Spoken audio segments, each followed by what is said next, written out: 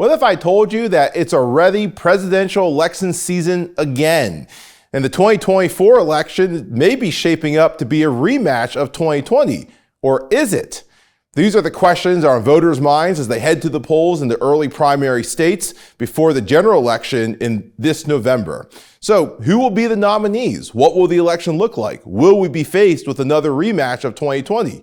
Dr. Chris Borick is professor of political science at Muhlenberg College and directs the Muhlenberg College Institute of Public Opinion. And he joins us tonight to break down those questions and more. That's all coming up right here, right now. I'm Sam Chen, and this is Face the Issues.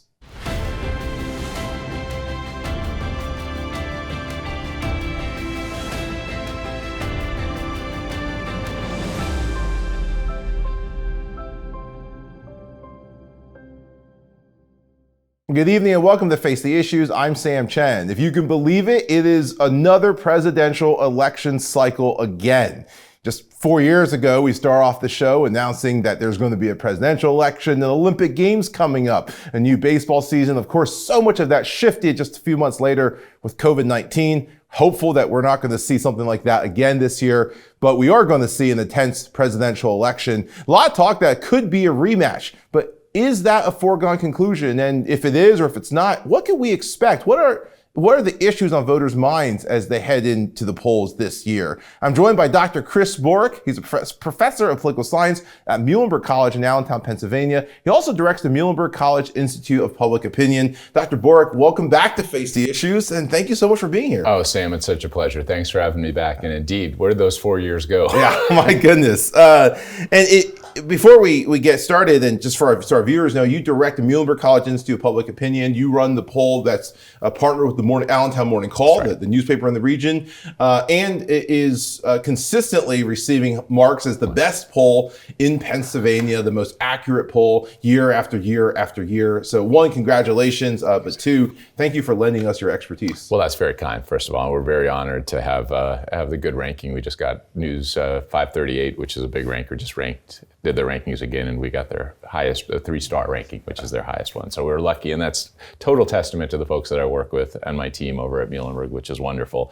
And it allows us to once again have a big year in trying to measure attitudes and opinion of Pennsylvanians in this most crucial of states, as you know, Sam. This is just a place that is on the world spotlight, not just the national spotlight. And so we'll be doing a lot this year. Yeah, absolutely. And it's one of those things where in Pennsylvania, in our home area, the Lehigh Valley is going to be in the crosshairs. And not just in Pennsylvania, but national press, international press, everybody who wants to get their hands on the pulse of this election will be coming through Pennsylvania. It's so true, and you know this, all the folks reaching out to you. Sam, I am inundated by calls from international reporters, people wanting to come visit, and try to get a lay of the land here, what's happening. I've been down in Washington the last few weeks giving talks, and people are just amazingly interested, not only in Pennsylvania, Lehigh Valley, Northampton County, where you spend a lot of your time working where I live. It's a pretty lucky as political scientists, right? Yeah, absolutely. I always joke, if I lived across the river in New Jersey, no one would care about anything I do. So, that's very true. So, we're blessed to be here. Let me start by asking, as we look at this race, there's a lot of talk that it's going to be a rematch of President Joe Biden, former President Donald Trump. But it's not; these two are not without their challengers. Even President Biden drew a challenger from an elected official, current Congressman Dean Phillips out of Minnesota. Obviously, former President Trump had a number of challengers in his primary, people that probably would have gotten traction if it was a different year. But at this point, they both still have other people in the race. Former Governor Nikki Haley of South Carolina challenging the former president. Is there a path forward for, say, a Congressman Phillips or Governor Haley, or is this a foregone conclusion that we're headed to a rematch? Yeah, that's a great question, Sam. And I think on the Democratic side, with an incumbent president like Biden, it's going to be incredibly difficult for him to not be the nominee of his party as long as he chooses to be that nominee. And of course, as someone of his age, that's, again, shouldn't be considered a definite. Could he step aside? Could he decide for various reasons that he might want to not run? That could happen. I don't think it's likely, but that certainly is something that wouldn't be out of the realm of possibility. Sure. On the other side, the Republican side, former President Trump based on his early performance in the primaries, in the Iowa caucus, based on polling, has the clearest path to the nomination of the GOP. I think that's clear. As former UN secretary, or representative from the United States, and South Carolina Governor Nikki Haley is at this point in the race. She's committed to being in the race. I think she sees, that if she at least stays in for a little bit, she could continue to raise money and push in the primary. It's a clear uphill battle. If you look at the polls in the states coming up, Super Tuesday, her own home state of South Carolina, she trails. So it would be an upset. But of course, former President Trump has some significant individual level challenges with his legal cases and multiple legal cases he's facing that could complicate that. And it's one question is, could she hang around maybe to the point where some of the former president's liabilities open a door for her? It's again, uphill battles. I think we're most likely looking at a Biden-Trump race, but it should not be considered a foregone conclusion. So we're talking about potentially a rematch here. You mentioned, if there is a path for Haley. I mean, you look at the Haley versus Biden matchup versus a Trump versus Biden matchup. As you know, Dr. Borick, national polling doesn't really give us a great picture. This is 50 states plus the District of Columbia, 51 statewide campaigns, so to speak. And some of these states are foregone conclusions, right? It does not matter who's on the ballot. California is going to go for Joe Biden. Texas is going to go for the Republican nominee. No matter how much the Democratic Party says they're going to finally flip it, it's going to go for the Republicans in the fall. But there are states like Pennsylvania, like Ohio, that have been surprising in the past. Georgia, a traditional Republican state that has gone Democratic several times, yet retains a Republican governor. North Carolina, that has gone Democratic. Arizona.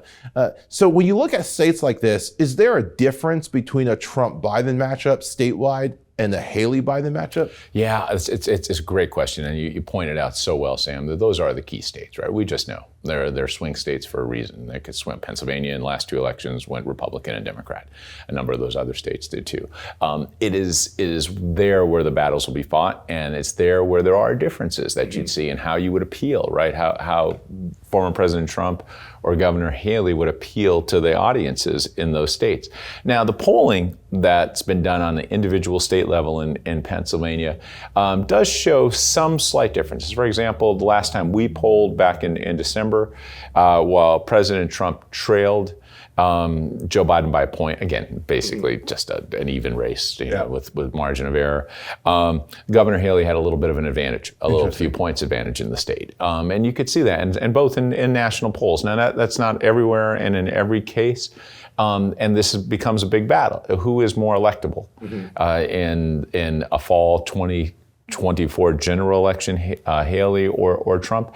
I don't think it is a slam dunk that you could simply say it's Governor Haley. I do think she has some advantages in a number of swing states and other places, and probably not nearly the baggage and the inability to move voters that former President Trump has. Is there a sense that they're not just on different levels of a conservative scale as well? That we've heard this said before, that Donald Trump may be his best measure on a populist scale as opposed to a conservative progressive scale. Haley might represent a little bit more of that traditional George W. Bush kind of conservatism, and that they would actually potentially attract different kinds of voters. That in Pennsylvania, there might be a voter that would vote for Donald Trump over Joe Biden, but Joe Biden over Nikki Haley, and a different voter that might vote for Nikki Haley over Joe Biden, but Joe Biden over Donald Trump. Is that a reality when we hear about this? It is, Sam. It's such a good way you framed it. It's not an enormous section of the electorate, but Pennsylvania elections are won on the margin. President Trump in 2016 won by less than 1%. President Biden won by just over 1%.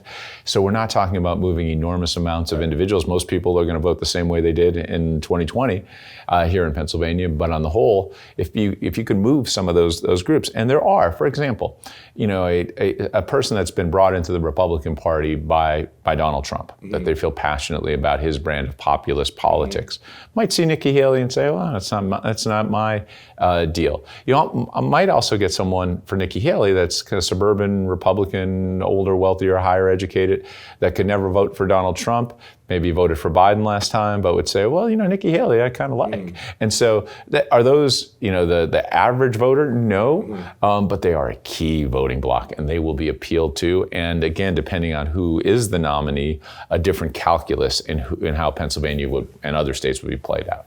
Let me ask you this as well. I mean, Pennsylvania, ticket splitting.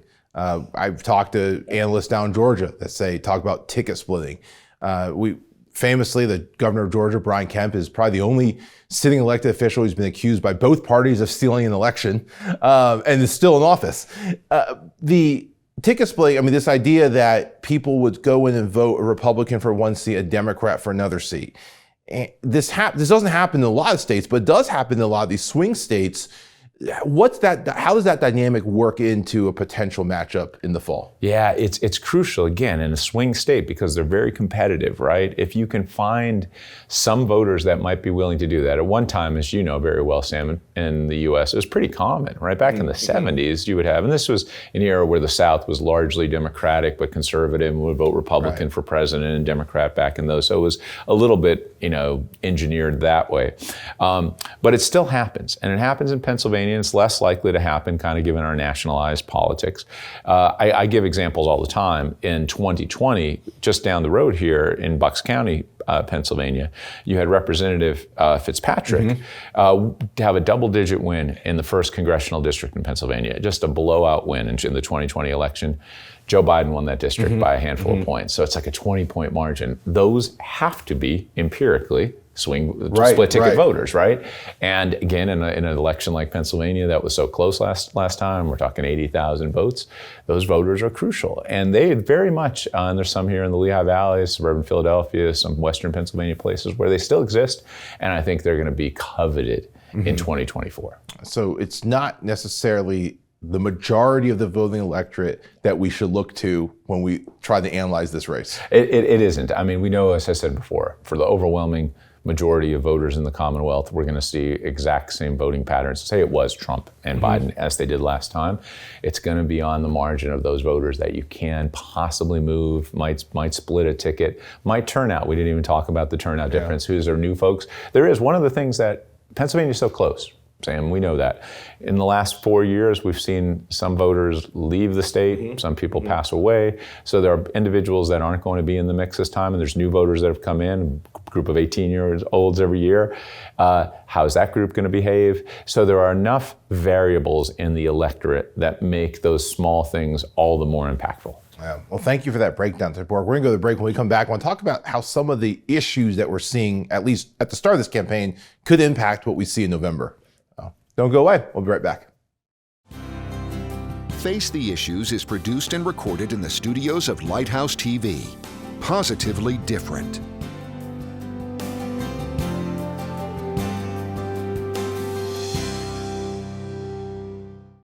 Watch Lighthouse TV wherever you go.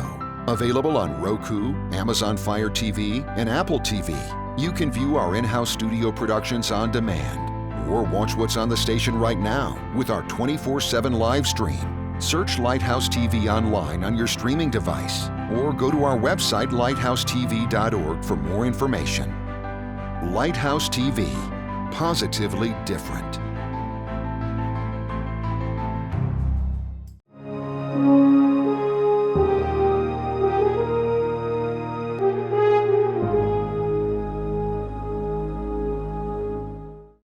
Welcome back to Face the Issues. Dr. Borick, thank you again for joining us. I want to pick up right where we left off, talking about a potential rematch.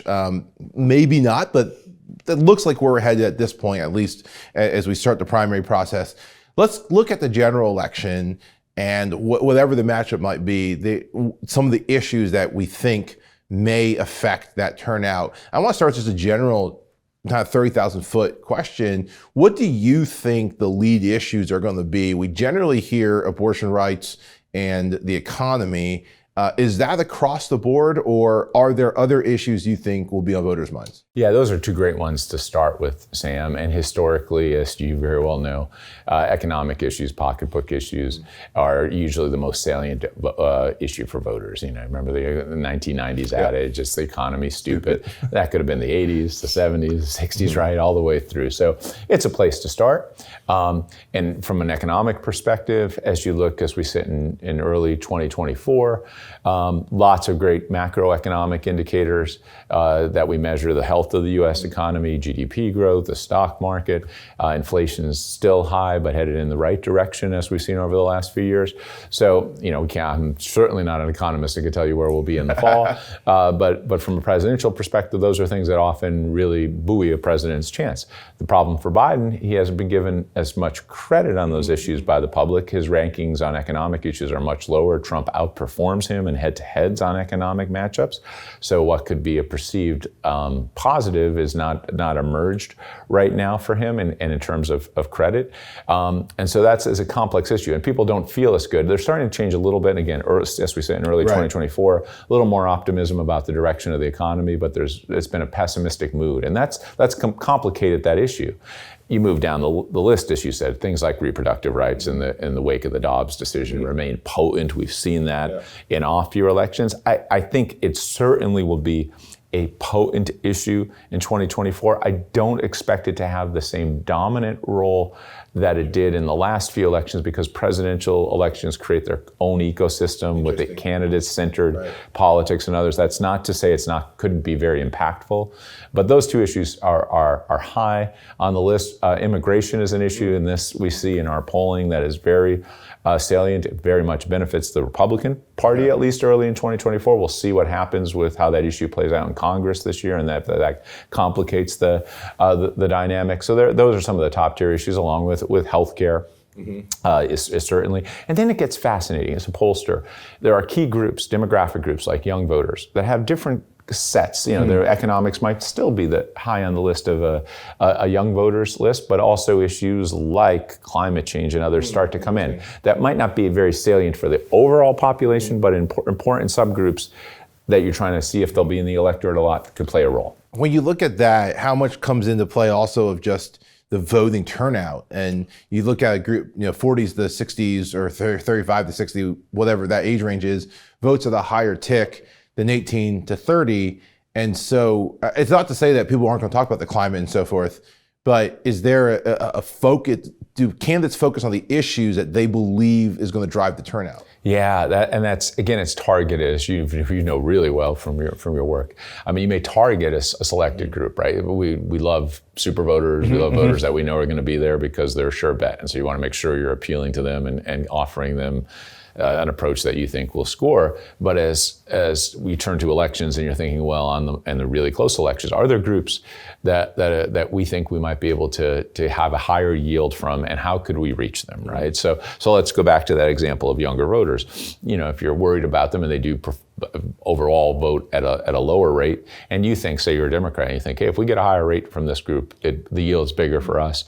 What kind of messages might work there? What are they most interested in? So you have to know that particular audience. And in this age where we have the ability to micro-target more than ever before, can we reach that audience and maybe just nudge it upwards? Without isolating the other audience. And that's it. Right. And that gives you a little chance, as you know, as someone that's been in the campaign business, some of the tools that are available right now might allow you, as not in the past, to be able to be more pinpoint in how you reach them without, as you said, alienating others. Let me ask you about some of the big issues that we've seen right now. One of them, we were in a forum together, this question came up about the current war between Israel and Hamas.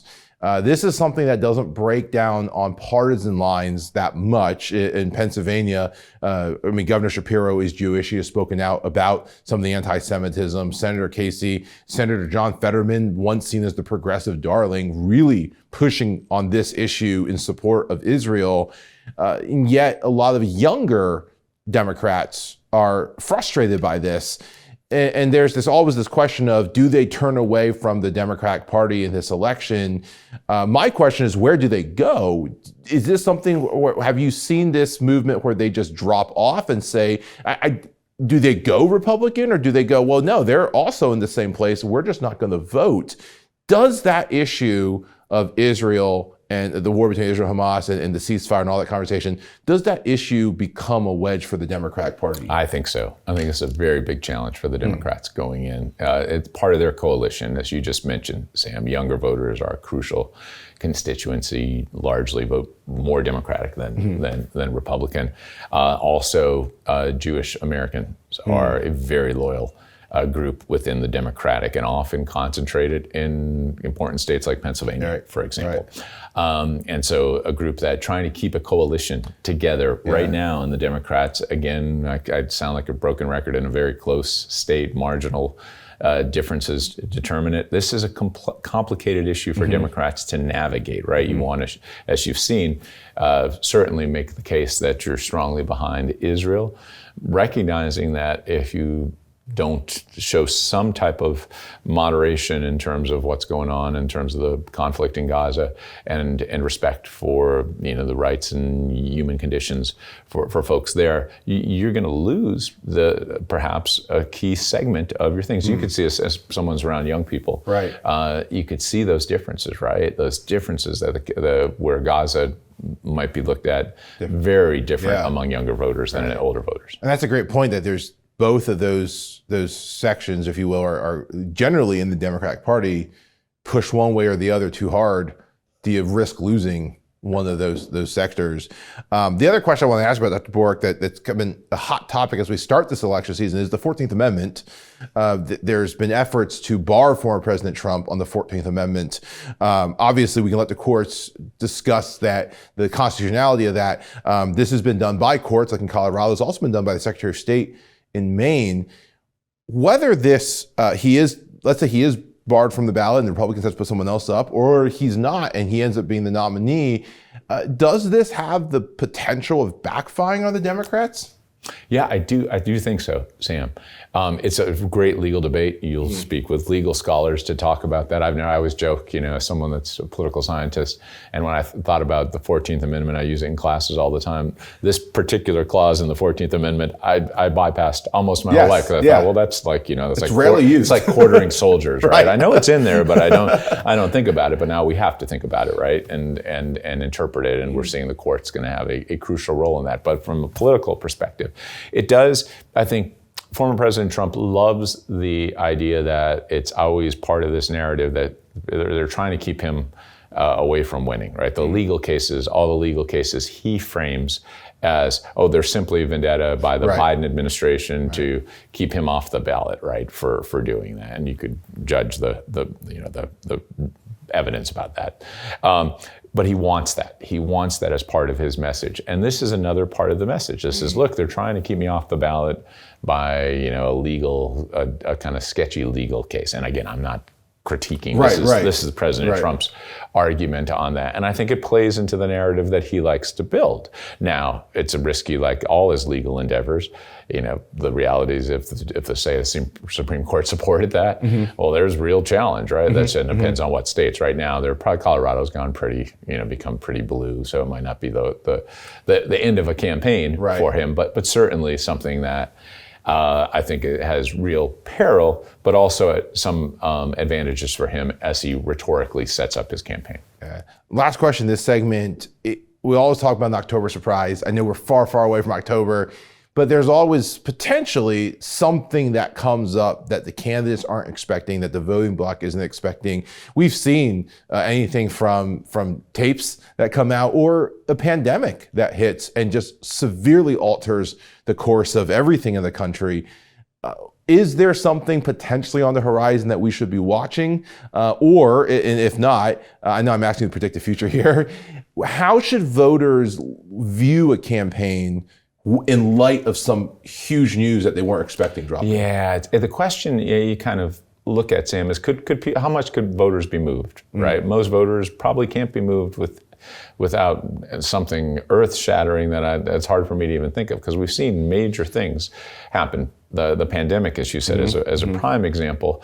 Did it move things incredibly? I think it was ultimately very impactful and probably very much aided Biden's ultimate victory there, but it didn't move a load of voters. People stayed, loyal to their parties. Might have brought some different people in, and in the end, on the margin, it matters. What are those issues that could do that? And of course, I can't forecast the future there. I do think, we talked a little bit about legal issues and how that plays out. We've seen in the polling, for example, people that in Iowa, New Hampshire, early states that voted for President Trump do have a caveat when asked about if he was convicted. Oh, interesting. If he was convicted, would they still vote? And a significant amount say no. They wouldn't at that point. Now, would that actually happen? We've seen the resiliency of Trump's relationship with the Republican voters.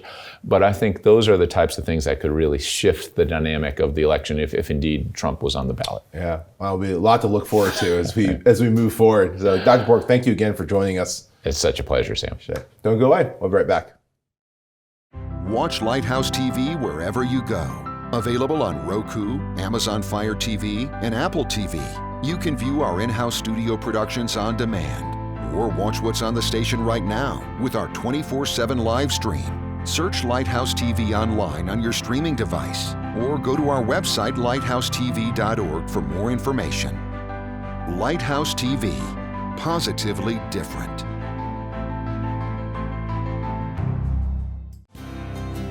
Face the Issues is produced and recorded in the studios of Lighthouse TV.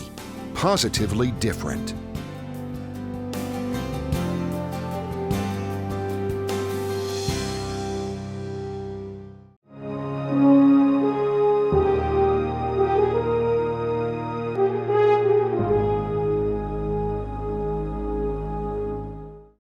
Welcome back to Face the Issues. Dr. Borick, thank you again for your time. I know it's a busy time for you. Every election cycle gets super busy for you, and I appreciate you taking the time to join us.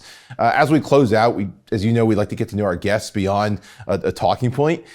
You have been doing this for quite some time. You teach political science, so you're invested in the academic and scholarship side of it, and you also direct a polling institute and a public opinion institute. So you see the pragmatic side of it as well. What got you into politics and government in the first place? It's a beautiful question, Sam, and I think it's just, growing up. I grew up in Scranton, Pennsylvania, just outside. My mom was what I would describe as an old New Deal Democrat, and she's Irish, fell in love with the whole Kennedy years. So our house was populated with lots of political things during the Kennedy, kind of the romantic side of that. And so I'd follow that, and I started to love history. I was an American Studies major at Penn State. So I loved everything about American culture, politics, history. And I guess said, well, this would be something if I could spend my life thinking about, talking about, engaging in, I'm going to be pretty lucky. And so that's kind of led me down this path. And I've, for now, 30 plus years, been doing what I do. And here you are. Last question. Any advice for a young person who watches this and says, I'd love to get involved in politics or get involved in the academic side of it? What piece of advice would you give them? Sam, as you know, this as an educator, there's so many paths these days. And I love, and first of all, I want people to be engaged in politics, study politics, work in politics, and run for office, right? I'd encourage folks to actually go out there and try to do that. And so there's so many great paths right now. You could do it through engagement with parties, volunteer work, your educational path, your work opportunities. It's a wonderful time to be interested, and the opportunities are there. That's great advice. Dr. Borick, thank you again, and thank you for all that you do, and best of luck this year. Thank you so much. Same to you, Sam. Thank you. That is our show for tonight. My thanks to our guest, Dr. Chris Borick of Muhlenberg College and the Muhlenberg College Institute of Public Opinion. And of course, my thanks to each of you for tuning in. I hope to see you again right back here next week. Until then, my name is Sam Chen. On behalf of all of us here at Face the Issues, thank you and good night.